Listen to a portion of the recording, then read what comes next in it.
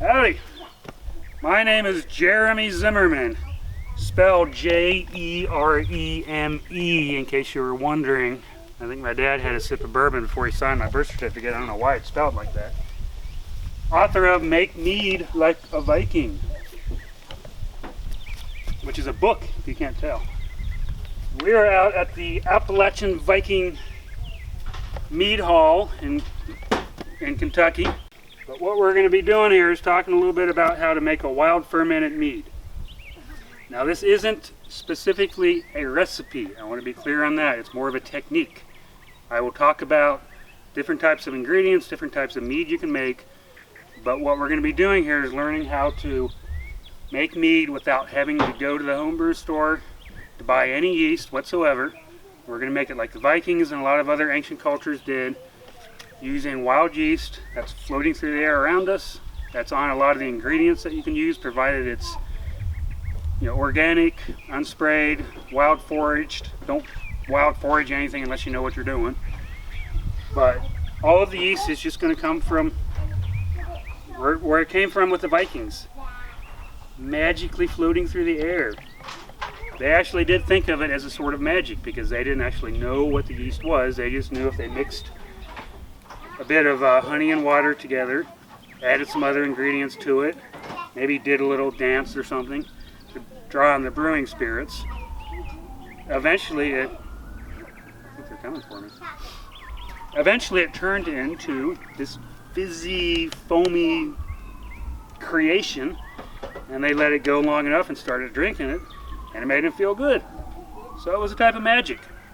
There's no reason why we shouldn't look at it as a type of magic, even though we know a little more about why it happens. So, a couple things about that. Again, the title of the book is Make Mead Like a Viking.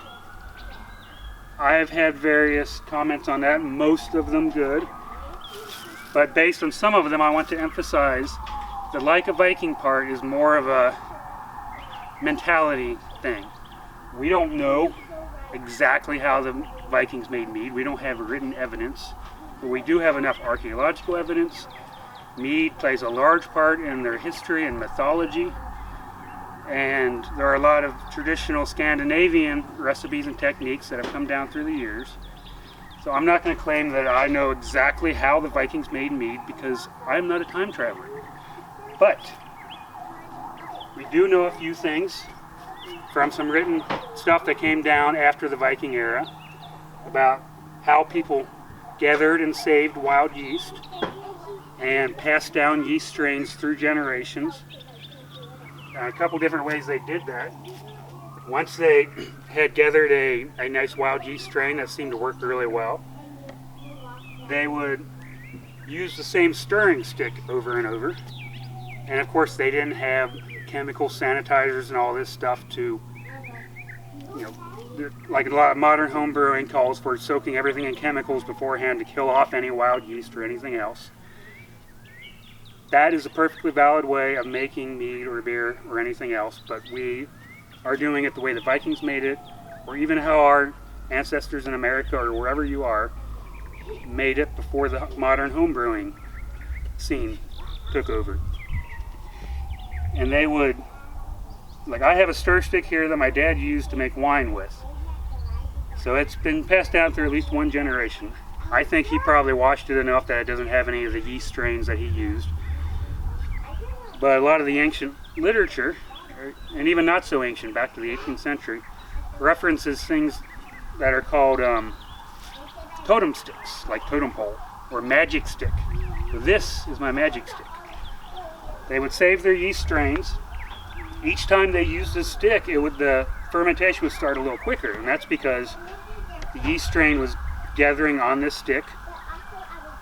And they would do things like take a birch log, let it dry out, and they would put the yeast on, and the yeast would kind of gather in the cracks. Sometimes they would carve runes in it, and they would just take that log and put it in the bottom of their fermentation vessel. So there are a lot of different ways they did it. Sometimes the fermentation vessel itself would keep all of the yeast strains Even in modern times, there's a type of wild fermented mead that is the traditional mead of Ethiopia. I mean, mead is all over the place. There are traditional mead traditions from practically every country. And they make theirs in a gourd, and sometimes they'll smoke over a fire. And that gourd will save the yeast strains. So what I have again is, this is also something I borrowed from my dad, who claims he's going to make wine again someday, but he's not. So this is a ceramic crock. Now I have washed it out with soap and water a time or two. I don't think it's got any yeast strains in it, but it's still a nice vessel to start a wild mead in. And this is a 5-gallon crock, and I will use it to start sometimes a 1-gallon batch, sometimes a 5-gallon batch. And you can use ceramic. You can do this in a 5-gallon or even 3-gallon or whatever food grade plastic brewing vessel. That's fine. Not quite as Viking like, but then again, I don't think the Vikings quite had ceramic vessels like this. You can use glass. You can use all kinds of stuff. Don't use metal to start it. Maybe you can, but don't let something ferment in metal.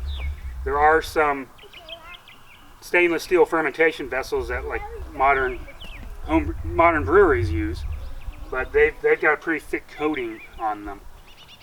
If you let something ferment for too long in just your standard cooking stainless steel vessel, the fermentation process will eventually kind of break down that metal a little bit, and you might leach some toxins into it.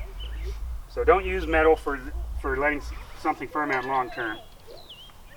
But yeah, again, ceramic is nice. If you look for one of these crocks at an antique store, which is a good place to find them, look inside, make sure there are no cracks or anything in them, because if that's the case, that has a potential for maybe letting some bacteria you don't want gather in there.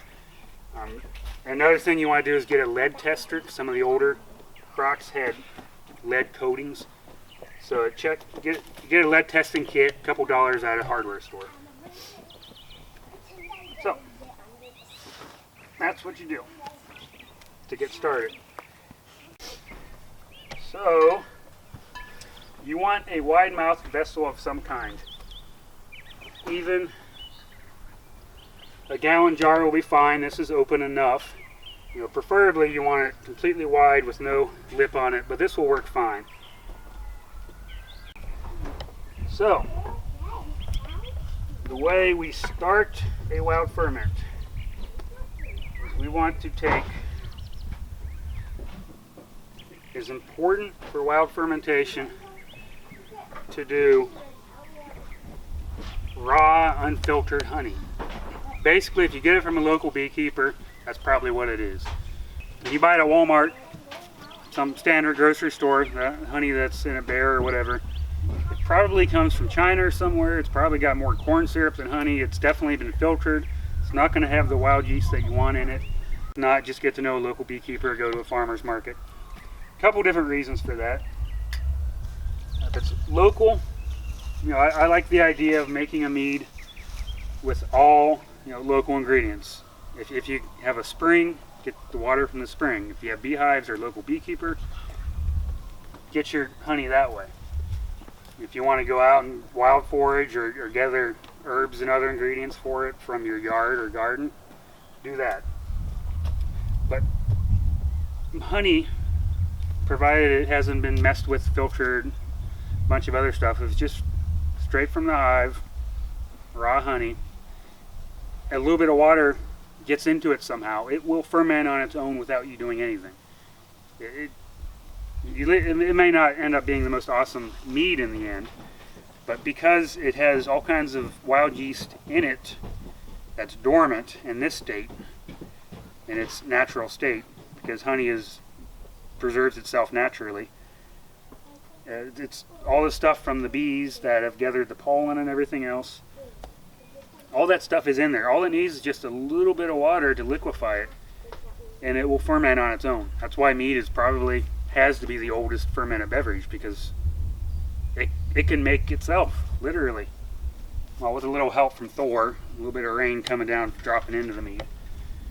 as far as the ratio of honey to water, it depends on the recipe you're making, how sweet you want the mead.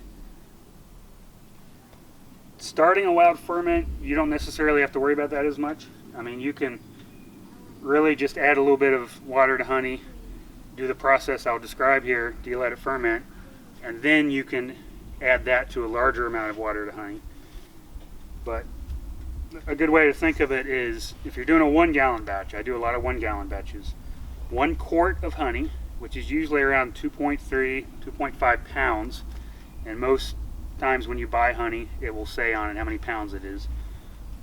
But about a quart of honey to a gallon of water will give you a semi-sweet mead, which can eventually ferment to about 12% alcohol, about your standard wine. And a little bit more honey, well, you get more of a sweet mead. If you want to do 3 pounds or even up to 4 pounds, you can get in the end what is called a dessert mead, or traditionally it was called a sack mead.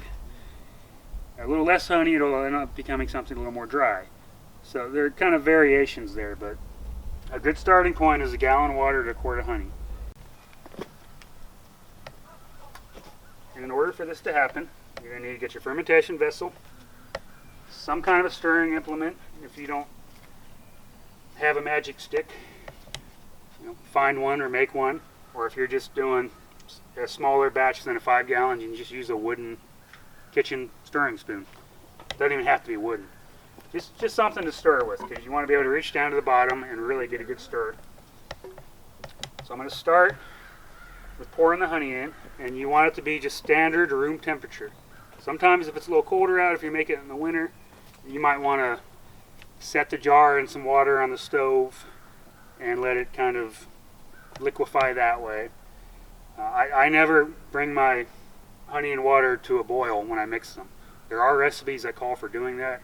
It's going to kill off wild yeast, it's going to kill off some of the aroma of the honey, but I will sometimes warm it up enough to be able to dissolve it. But we're at a pretty good spot here for this. And I should note, this is a very dark, very old honey. I got this from, I did a workshop on making mead at a beekeeping supply store in Camden, Ohio, called Antler Ridge Beekeeping. Hi Todd, thanks for the honey. He came across a very large amount of honey that had been in some old beekeeper's barn for I don't know how long. This could be 20 or 30-year-old honey. But I had to pay not very much for it, like nothing.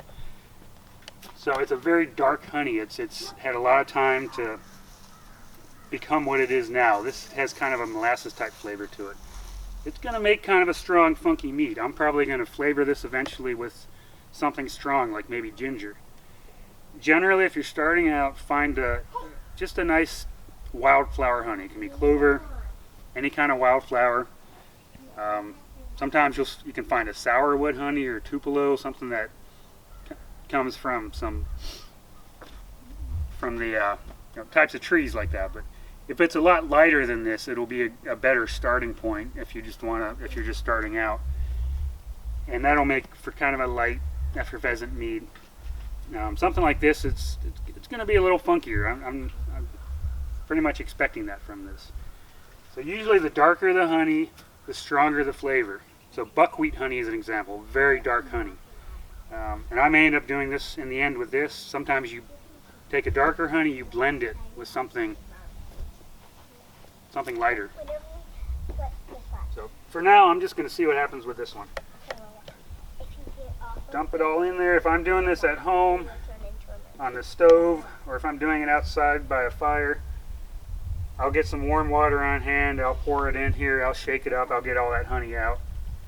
For now, I'm just going to get out what I can. Probably later on I'll try to get more of this out. So now I just got some honey just sitting down the bottom here. I'm going to take my water, just dump it in there.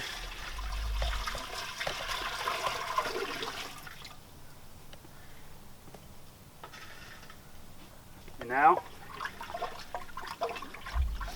the most important part of this whole process is stirring. Right now, all I'm doing is just stirring enough to blend the honey and water together. What you're going to do to get the wild fermentation going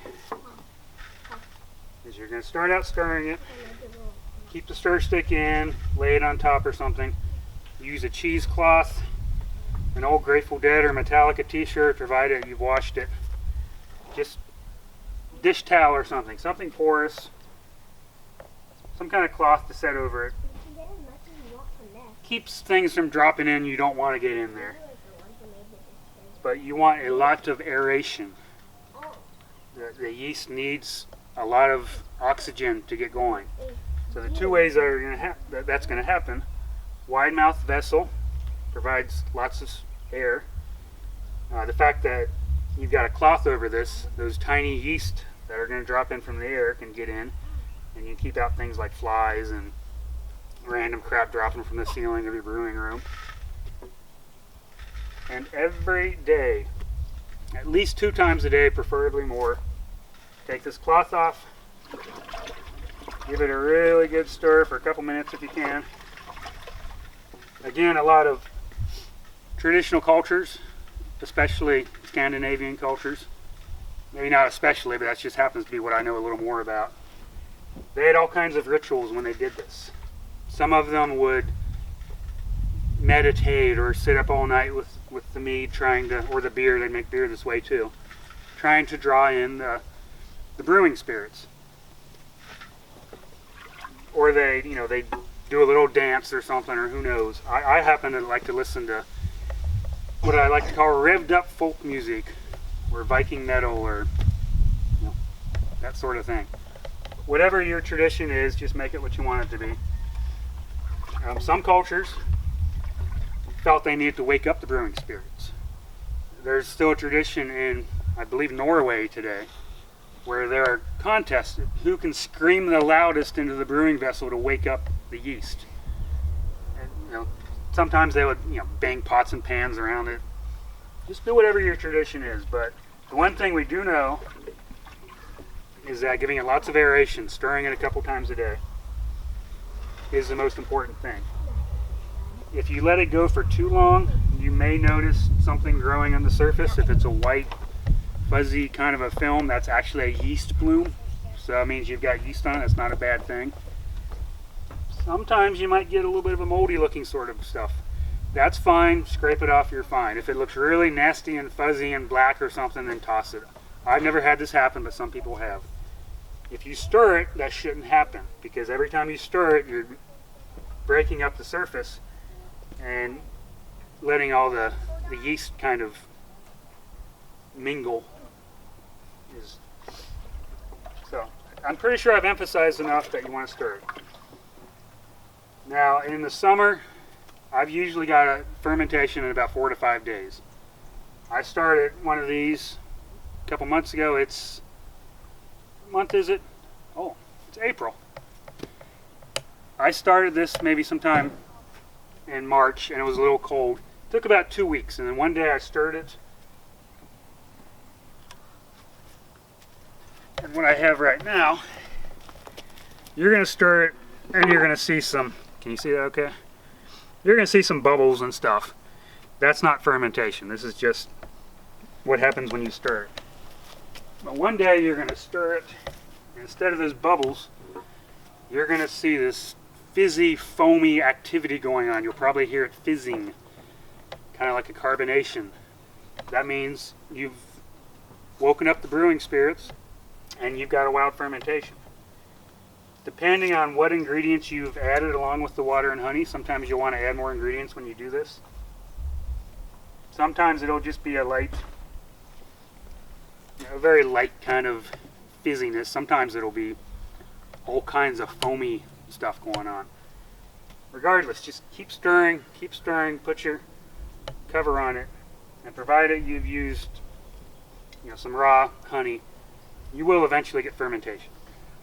I personally still make mead I will still buy packets of yeast. That's a different, that's what I'm talking about right now. I've got other videos on that. But Now, and sometimes I'll be going for a week or so and nothing happens, and I may go ahead and add a yeast. Add some yeast, that's fine too. Or I will take a bit of active mead from an earlier batch. I don't know if this is going to. So not too long ago, this was fizzy and foamy, and it was really, it's basically a mead in progress right now. It's already had the fermentation started.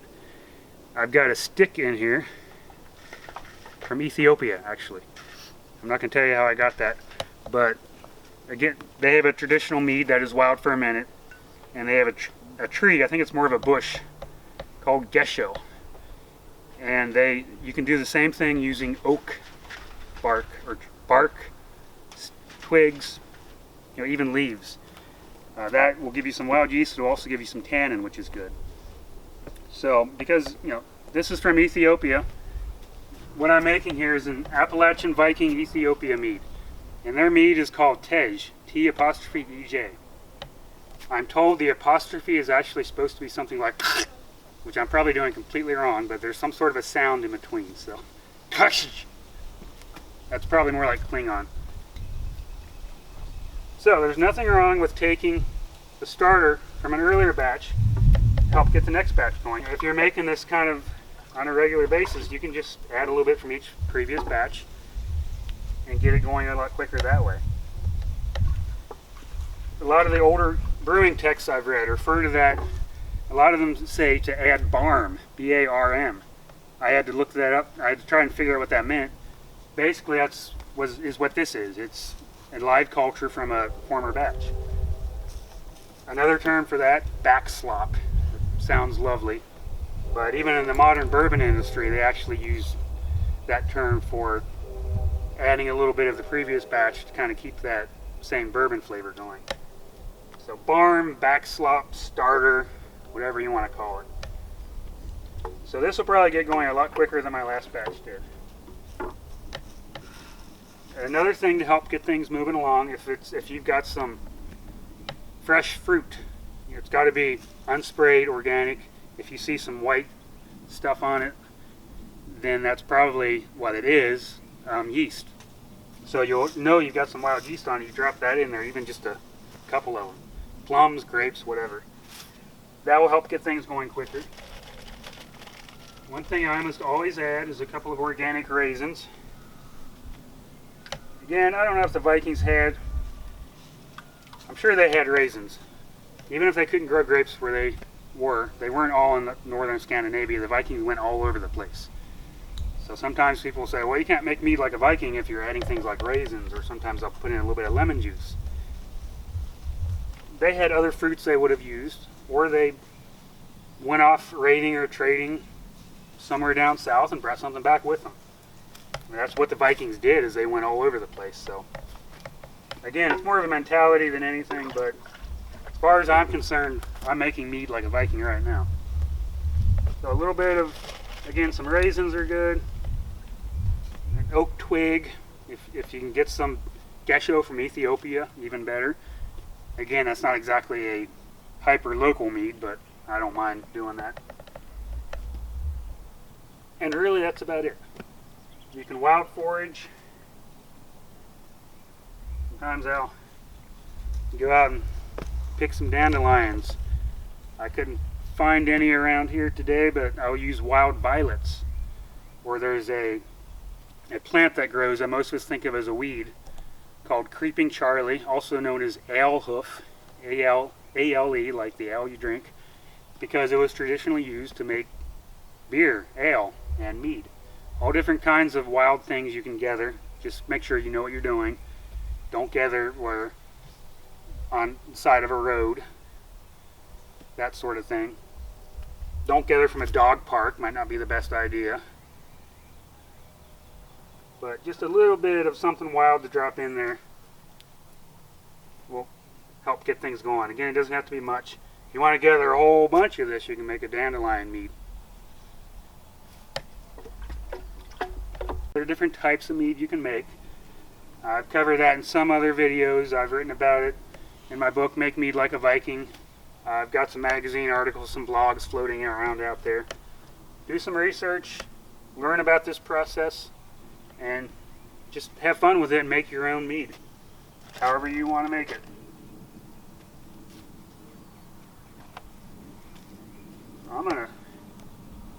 What I'll be doing with this is I'll be taking it home into my brewing room. To start out, if you want, you can let it sit out in the sun for a little bit maybe to kind of warm up, but you want it in a warm, dark corner of your house. You don't want a whole lot of sunlight hitting it on a regular basis. You'll go in there, stir it a couple times, and eventually you'll have mead. And from there, the Ethiopian mead tej and a lot of traditional meads, give it a couple weeks and it'll be a fizzy, fairly sweet 7 to 8% alcohol. You can drink it just like that.